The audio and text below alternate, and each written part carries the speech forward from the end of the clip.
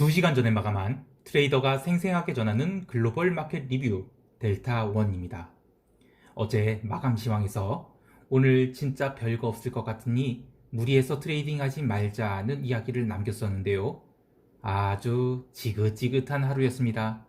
트레이더들은 시장이 움직이기를 원하죠. 위든 아래든요. 그러나 인베스터들은 시장이 이어투데이스로 인덱스 대비 아웃퍼포먼 하고 있다면 하루쯤 쉬어간들 어떠리 일 겁니다. 저야 이 트레이더니까 시장을 안 볼 수 없지만 여기서 뭘 얻어내려고 하는 행위는 아니야만 못합니다. 옛말에 이런 말 있지 않습니까? 양반은 생선 가시를 발라먹지 않는다. 네, 시장이 모든 흐름을 다 챙겨 먹으려고 그러면 가시에 찔려요. 자, 그래도 오늘 시장 리뷰 해봐야겠죠? 생생한 글로벌 마켓 리뷰 아시아부터 시작합니다. 코스피는 갭상승에서 출발을 했는데 갭이 제법 컸습니다. 그러나 시작하자마자 또 현물 매도가 줄줄줄 나왔고 선물 매도도 콜 매도도 막 쏟아지면서 지수가 하락을 했습니다. 그런데 이거 완전히 그 파생시장 중심의 시장이었어요. 현물 시장에서는 그냥 리밸런싱만 있었고 딱히 흐름 없었습니다. 어쨌든 약보합권까지 내려오고 나서는 지수의 하락폭이 둔화되자 또 갑작스러운 커버링이 나타났습니다.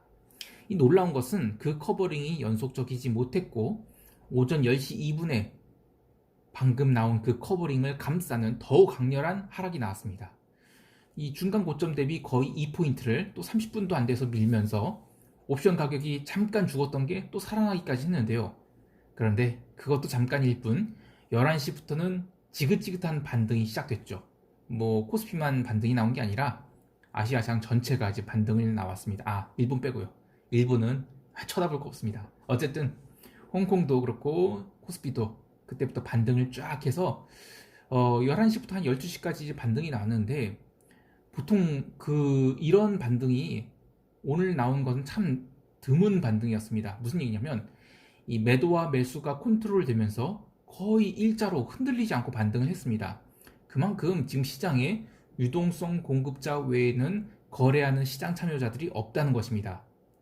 보통 이 데이 트레이더들은 오전에 장시작부터 한 10시 반까지 그때까지만 거래를 합니다. 즉 홍콩 시장 열리고 나서 마지막으로 추가 액션이 나온지 안 나온지 그것만 보고 보통 이젠 그 플레이어들은 오전에 다 거래를 마칩니다. 그리고 오후에 상황 봐서 오버나잇을 할 거냐 말할 거냐 오버나잇 할 거냐를 염두에 둔 그런 포지션들을 짜서 오버나잇을 하죠.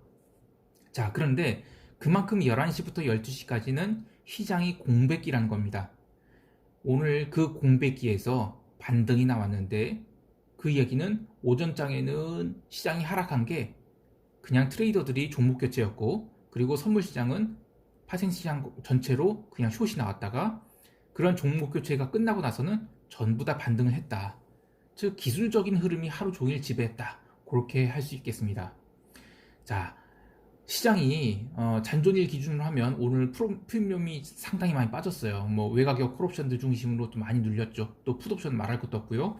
그러나 아직은 비쌉니다. 그런데 이번 주 내내 그 엄청나게 비쌌던 거에 비하면 옵션 가격이 합리적까지는 아니지만 약간 비싼 정도 그렇게까지 내려왔습니다. 그래서 다음 주 초반에는 또 여전히 이렇게 변동성 매도가 나오겠지만 중후반 이후에는 변동성 매도와 함께 시장 방향성도 나올 것으로 봅니다. 그렇고 보니까 10월도 다 가네요. 자, 이제 유럽 세션 가볼까요? 유로존은 시장이 좀 재밌었는데요. 유럽 본장 시작 1시간 전부터 미국 지수 선물이 또 갑자기 내려오기 시작했죠. 그래서 분위기가 좀 이상했는데 본장 시작하자마자 5분 정도는 바닥을 확인하러 갔습니다. 그런데 딱 5분만이었어요. 5분에 바닥 탐색하고 나서 다시 위로 강하게 쏘기 시작했는데요. 사실 기술적 분석으로 보면 자연스러운 모습입니다. 어제 급락했다가 이 종가 고가의 강한 아래꼬리 달린 양봉으로 유럽 시장들이 마감을 했기 때문에 초반에는 단기 실현 나오는 거 당연합니다. 그런데 딱 5분만이었어요. 그리고 나서는 위로 쏘기 시작했는데요. 이거는 주봉을 음봉으로 밀지 않겠다는 그런 의지 확인으로 봐야 되겠습니다. 그러면서 경제지표가 발표됐는데 이 독일 10월 제조 PMI가 완전 왕 서프라이즈가 나왔어요. 58포인트.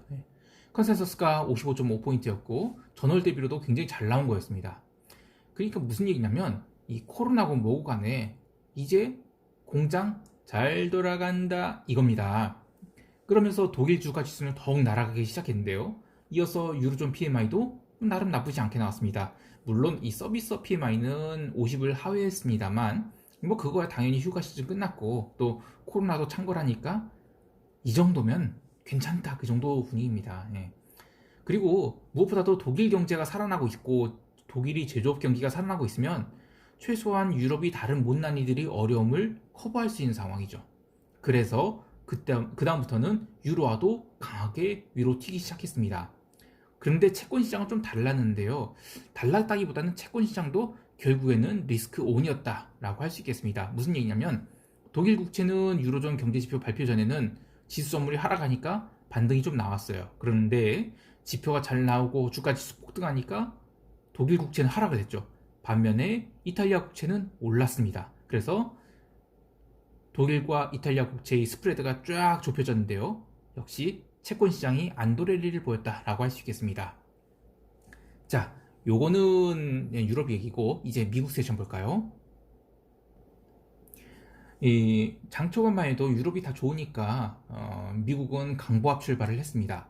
그런데 장 시작하자마자 아래로 특히 이 나스닥 중심으로 또 급락이 나옵니다. 아휴 지긋지긋한 부양책 합의 또 서로 다 됐는데 네가 이 원인치 양보를 안 하고 있어서 못 하고 있잖아. 그러면서 서로 또 책임을 전가하기 바쁩니다. 참 정치인들이 부러운 게 말이죠. 일반 사회는 뭐 어떤 미션이 주어지면 그걸 수행했을 때는 상이 주어지고 못하면 벌이 주어지죠. 근데 정치인은 이 부양책 합의라는 미션이 주어졌을 때 이렇게 질질 끈다고 벌이 주어지나요? 불쌍한 민초들만 개고생하는 겁니다. 어쩌면 정치인들은 이런 상황들을 이용해서 본인들이 정치적 입지를 다지는 거죠. 예.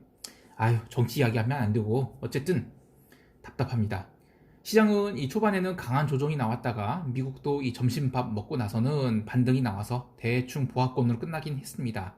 근데 한 주의 흐름을 보면 부양책으로 시작해서 부양책으로 끝났는데요. 시장은 스트레스만 가득 받았을 뿐 뭐 하나 이루어진 거 없는 그런 한 주였습니다. 내재 변동성은 조금 하락을 해서 끝났는데 아직도 미국은 변동성 지수가 높은 상황입니다. 아무래도 대선 전까지는 쉽게 빼지 않을 것 같은데요. 그래도 좀 과다한 생각이 많이 듭니다. 사실 코스피가 오늘부터 이제 변동성이 하락을 하기 시작했어요. 그래서 저는 다음 주까지도 변동성이 계속 빠질 것 같은데 미국은 현재 주가의 흐름에 비하면 정말 변동성이 고평가되어 있는 상황입니다. 그러면 이거는 시간이 지날수록 급격하게 뭐 변동성이 하락을 해서 아무 일 없이 끝나든지 즉 그러니까 옵션 뭐 콜이든 푸시든 옵션 매수자들이 아무것도 아니구나 하면서 손절이 나올 때까지를 기다리거나 혹은 어느 날 잡아서 개폭등 혹은 개폭락 같은 큰 변동성이 이른바 실현되는 그런 일이 있거나 둘 중에 하나일 텐데요. 저는 아무래도 전자 그러니까 아무 일 없을 것 같아요. 항상 기대가 크면 실망도 큰 법입니다. 그래서 저는 여전히 옵션 매수는 아닌 것 같습니다. 자, 개별 종목 살펴보면 인텔이 10.5% 하락을 했는데 인텔을 제가 이렇게 콕 찍어서 이야기하는 것은요. 지난 7월 24일 금요일에 아주 중요한 일이 있었습니다. 바로 인텔과 경쟁사인 AMD의 가격 역전이 일어난 날입니다. 우리 때는 이 인텔 인사이드 어쩌고저쩌고 하면서 펜티엄 칩이 최고였죠. 그리고 AMD는 그걸 부지런히 따라한다고 뭐 AMD 인스테드라는 로고를 만들었는데 그런 딱지 붙인 컴퓨터 거의 못 봤습니다. 어쨌든 항상 AMD는 이 세컨 티어 칩이었습니다. 그런데 AMD의 그 리사 수라는 정말 대단한 CEO가 들어왔죠. 그러면서 회사의 방향을 바꿔버렸습니다. 그래서 이 라이젠이라는 CPU를 만들었는데요. 그러면서 데스크탑 CPU 시장에서는 더 이상 AMD가 세컨 티어가 아니다. 그런 취급을 받게 되었습니다. 그런데 인텔은 그래도 서버 시장에서만큼은 이 제온이라는 프로세서가 있어서 입지를 단단히 굳히고 있었는데요. 제온 프로세서 하니까 저희 회사 서버실에 있었던 정말 괴물 CPU입니다. 예. 크기도 정말 엄청 크고요. 전기를 진짜 쳐먹습니다. 예. 엄청 시끄럽고요. 자, 오늘 인텔이 급락이 바로 이 서버 시장에서의 이익률 하락이 나왔다는 뉴스 때문인데, 그간 그래도 나름 인텔의 저가 매수가 꾸준히 들어왔거든요. 그런데 오늘 이 뉴스로 바로 7월이 저점권으로 한 큐로 내려가 버린 겁니다. 인텔 주식 갖고 계신 분들, 이런 게 바로 멘붕입니다. 미국 주식 어렵습니다. 저는 해외 주식은 리서치 서포트가 안 되면 하지 말아야 한다고 생각하는데요. 제가 인텔 이야기를 시황에서 하는 이유는 이 첫 번째로는 이 잘 나갔던 사업이라 해도 경영이 단추를 조금만 잘못 끼우잖아요. 그러면 어느새 경쟁사가 쳐올라오게 되고, 계속 실수를 하게 되면 아무리 잘 나갔던 회사라 해도 결국 역사의 뒤안길로 사라지는 것을 한두 번 본 게 아니기 때문입니다. 그럼 인텔이 소위 개잡주냐? 아니죠. 다우 지금 30종목에 포함되는 엄청난 회사입니다. 오늘 하루 다우가 마이너스가 났는데 바로 인텔 때문이라고 할 수 있을 정도로 좀 인텔이 하락이 좀 심했는데요. 어쨌든 지난 7월 24일 AMD에 밀리고 오늘 10월 23일 서버 시장에서도 밀렸다. 자, 인텔이 과연 역사 속으로 사라지게 될지 정말 중요한 기로라고 할 수 있겠습니다. 종목 하나 더 이야기하면 이 줌 비디오 커뮤니케이션, 오늘 1.73% 하락을 했습니다. 나흘째 하락인데요. 이 나스닥 잡주들 제가 도망쳐야 한다고 얘기한 거는 나스닥 100 지수 숏을 강하게 치자 그런 것은 아니고요. 물론 나스닥 숏에 대해서는 저는 이번 주 내내 유지했습니다. 근데 어쨌든 이 꿈과 희망을 먹으면서 상상도 못할 펄을 기록하고 있는 주식들 꽤 많거든요. 실적이 속속들이 나오면서 그 EPS 증가가 현실화돼서 퍼가 내려가야 되는데, 꿈이 하나둘 깨지고 희망도 하나둘 깨지는 상황이 되면요, 이미 주가는 저 아래 내려가 있는 상황이 됩니다. 바닥에서 손절하지 마시고 그냥 올해 남은 키워드는 먹튀, 이렇게 생각하시면 되겠습니다. 자, 시장 총평하도록 하겠습니다. 지금 시장에는 두 가지 키워드가 있습니다. 첫 번째는 미국 대선, 그리고 두 번째는 코로나 그런 거죠. 대선 그리고 부양책 이거 시장의 의견이 팽팽한 상황이라서 옵션 시장이 거품이 큽니다. 근데 시장 자체는 별 변화가 없어요.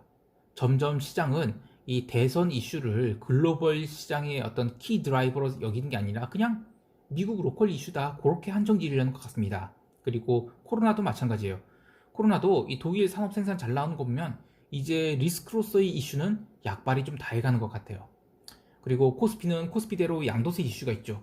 이렇게 지역별로 로컬 이슈들이 지배할 것이기 때문에 글로벌 이슈로 갭이 나오잖아요. 그러면 역추세 대응하는 것도 좋겠습니다. 그러니까 해외가 오르면 우리는 숏, 해외가 떨어지면 우리는 롱 하는 식으로요. 다만 연속적인 포지션보다는 그냥 인트라데이로 접근을 하고, 기본적으로는 연말까지 계속 비중 축소를 하는 거, 그렇게 보겠습니다. 자, 마지막으로 영상에 관한 이야기와 계좌에 관한 이야기를 좀 하겠는데요. 우선 영상 이야기입니다.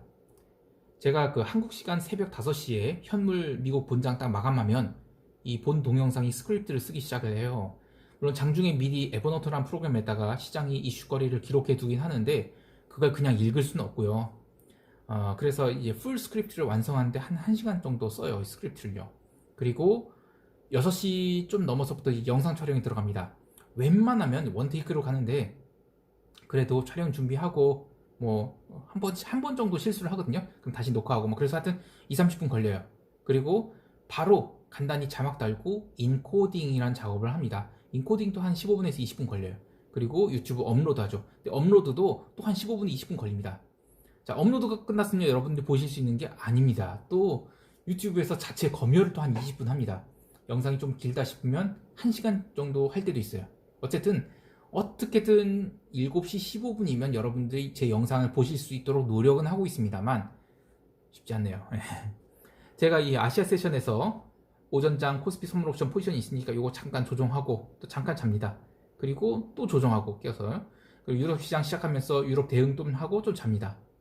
그리고 이제 저녁 먹었다가 좀 쉬고 또 미국 세션 맞이하죠. 미국 세션 트레이딩하고 한 새벽 5시간쯤 되면 그래서 스크립트를 써야 되는데, 그때쯤 가면 이제 몸이 완전 맛이 가 있어요. 정말 피곤하면 막 스크립트 쓰다가도요, 제가 키보드에 막 머리를 박고 잡니다. 근데 어떻게 잠이 들었는지도 모르고 그냥 잠이 들어있는 거예요. 그래서 딱 깨어보면 침 줄줄 흘러있고 한 15분 딱 완전 꿀잠 자는 겁니다. 아무튼 업로드 하자마자 바로 또 치카치카 양치질하고 또 잠듭니다. 코스피 장 시작하기 전에 또 한 1시간 자나? 어쨌든 그래서 또 세수하고 또 대응하고요. 하루에 잠을 한 3시간 정도 자요.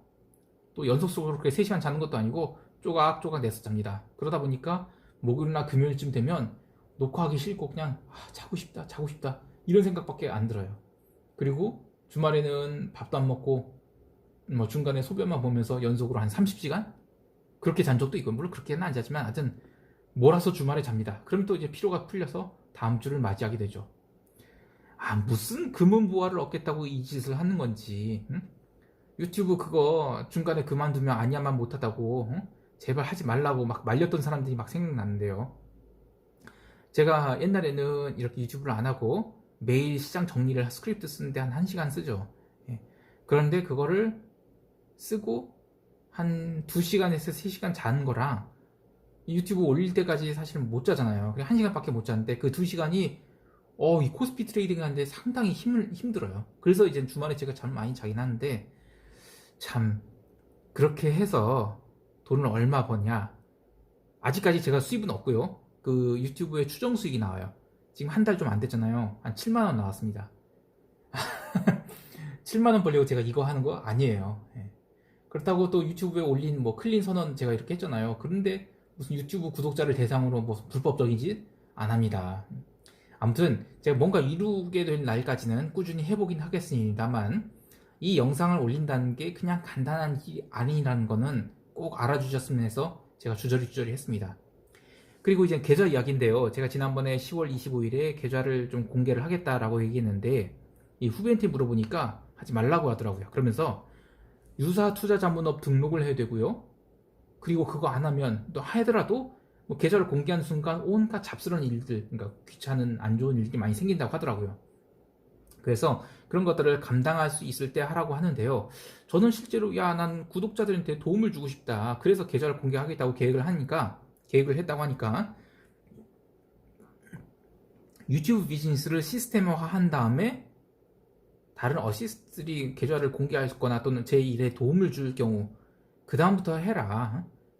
그전에는 체력적으로 너무 무리다. 그런 얘기를 하더라고요. 그래서 제가 계좌 공개는 차후에 미루기로 했고요. 그 대신 여러분들한테 좀 미리 얘기하고 싶은 게 있는데요. 제가 이 도움을 드리고 싶은 건 2가지예요. 첫 번째는 이 주식 포트폴리오를 파생 상품으로 해지하는 방법, 그 다음에 해외 선물로 글로벌 매크로 트레이딩을 하는 방법. 이 2가지는 제가 실전적으로 어떻게 할 수 있는지를 좀 잘 알려드리고 싶어요. 또 자신 있는 분야고요. 근데 둘 다 이 파생 상품에 대한 기초 지식이 있어야 합니다. 그리고 마인드 컨트롤이 되는 분이 하셔야 되고요. 즉 뭐 해지를 하겠다고 하면서 실제로는 뭐 레버리지를 풀로 써서 방향성 베팅 크게 하시고, 그래서 큰 손실 나서 델타원 저놈 때문에 내가 어쩌다 파생 상품을 배우게 돼서 저놈이 내 원수야 이러시면 안 돼요. 아무튼 이 파생 상품 거래는 오늘 바로 하고 싶다고 해서 할 수 있는 게 아니고요. 제가 교육 콘텐츠 다 만들어 놓고, 그래서 여러분이 어느 정도 따라오실 수 있을 때 그때 가서 제가 계좌 공개를 하면서 해보도록 하겠습니다. 한 주간 정말 수고 많으셨습니다. 쉐린 인사. 여러분 고생하셨어요. 그리고 폐차 차 언제 찾아올 거예요. 불쌍하다. 힘내십시오. 파이팅.